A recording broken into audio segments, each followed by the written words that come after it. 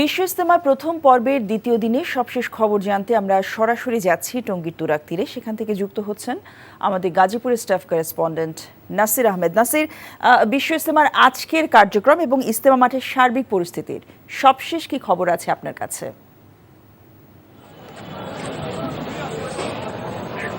চিন্তা দ্বিতীয় দিনে সকাল পর্যন্ত আম বয়ান চলেছে। পাকিস্তানের তাবলিগ মুরব্বী উনি আম বয়ান করেছেন এবং সেই আম বয়ানের পরে এখন মূলত বিশ্ব ইজতেমা ময়দানে তারা খিত্তেওয়ারি বিভক্ত হয়েছে এবং তাস্কিলে এখন তালিম চলছে।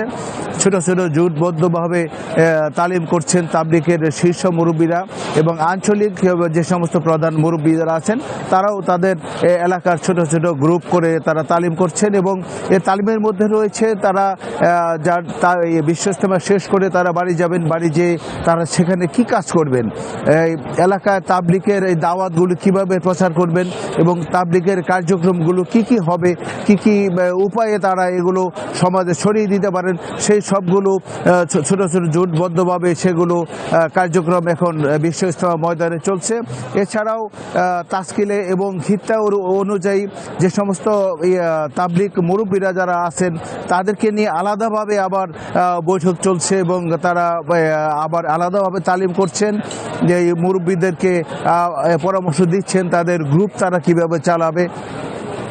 এছাড়া আজকে দ্বিতীয় পর্বে একটা যে বিশেষ কাজ রয়েছে সেটা হলো আসর নামাজের পরে এখানে যৌতুকবিহীন বিয়ে অনুষ্ঠিত হবে।